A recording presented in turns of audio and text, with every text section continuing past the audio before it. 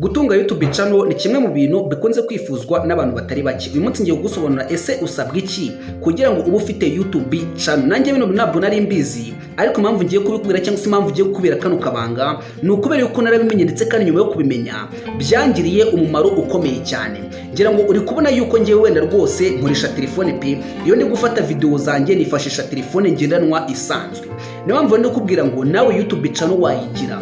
Nta muntu umwe utatunga YouTube channel. Uko uri kundeba, uko uri kureba video zanjye, nawe ejo abantu bakureba kandi ugateganya yuko YouTube channel yawe izamutse cyangwa se ikuze, ishobora kuzakugira umumaro, wayigurisha wayibonamo amafaranga, byose birashoboka. Icyo usabwa akanya kanda like, ubundi ukande subscribe. Ngiye gusobanura ibintu bigera kuri 2 gusa. Ese ni gute watunga YouTube channel yawe? Ni gute wakora video abantu bagatangira kuzibona? Icya kabiri, ese koko YouTube channel irahemba? Ukuri guhari nuko ihemba. Niba wumva utabyemera, uze guca inbox noneho nze kuguhereza ibihamya byuko ihembwa. Ikindi cya kabiri gikomeye cyane ndibuze kuba nabasobanurira, ese ni ibihe bintu ugomba kubanza kumenya mbere yuko uza kuri YouTube channel. Ikintu cya mbere ugomba kubanza kumenya cy'ingenzi cyane wenda muri makeya, ese ni ikihe kintu ugiye kuza gukora kuri YouTube channel. Ugomba kubanza ukareba ikintu ushoboye kurenza ibindi, kikaba aricyo kikuzana, kubera yuko nibwo bizakorohera cyane. Ino video uza kumva uyikunze, ukumva yuko nyine hari ikintu ukuyemo, ukumva nyine yuko ibyo mubwiye ubisobanukiwe, no ukande like. Icya kabiri, niba wifuza gufungura YouTube channel, uze guca hasi muri comment umbwira uti uzamfashe, nanjye ndabishaka. Ariko niba ufite ubushake bwo gukora, niba uri umunebwe, ntabwo bizakunda rwose gucira intege hakiri kare.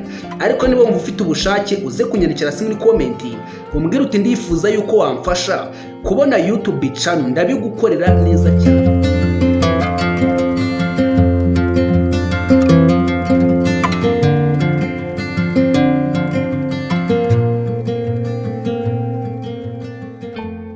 Gutunga YouTube channel ni kimwe mu bintu bikunze kwifuzwa n'abantu batari bake. Uyu munsi ngiye kubwira icyo usabwa kugira ngo ube ufite YouTube channel. Ikindi cya kabiri, ndazaho gusobanurira ese YouTube channel irahemba? Ese koko YouTube channel yakubera akazi kawe ka buri munsi? Nyamuneka nanjye ibyo ntabwo nari mbizi, ariko impamvu ngiye kubikubwira nuko aka kanya nabimenye cyangwa se nabisobanukiwe. Nuza kumva twemeranya, nuze kugenda udakanzirika. Icya kabiri, ino video nuza kumva igufashije, nyamuneka ukande subscribe kugira ngo nyine tuba dukomeza kubana umwete ku munsi. Ubundi uze guca hasi muri comment umbaze ikindi kibazo cyose ujya wibaza kuri YouTube channel. Nuza kumva ubyumvishe kandi nuze kugenda nyine utambwiye uti ibi bintu nabisobanukiwe neza cyane. Ikintu cya mbere gikomeye cyane usabwa kugira ngo utunge YouTube, ufite telefone yawe igendanwa uko yabimeze kose. Telefone yawe uko yabimeze kose wemerewe gutunga YouTube channel. Icyo usabwa ni email gusa. Kugira ngo utunge YouTube channel usabwa kuba ufite email yawe muri telefone yawe. Iyo ufite email buriya uba ufite amafaranga menshi, ariko we mu buryo utazi. Ndaje mbigusobanurira kugira ngo noneho utunge YouTube channel. Ese bikorana gute na email?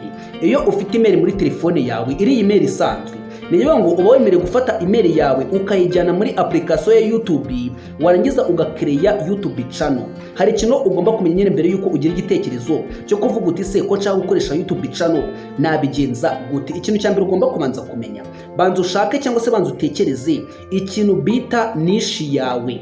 Ese ni ikihe kintu ushoboye gukora? Ese ushoboye kuvuga wenda urubuga rw'imikino? Ese wenda ushoboye wenda kuba wakora ikindi kintu runaka? Mbere yuko uza kuri YouTube channel ugomba kubanza ukamenya uti se nje kwenda iki, nje kubwira abandi, nje kwigisha abandi.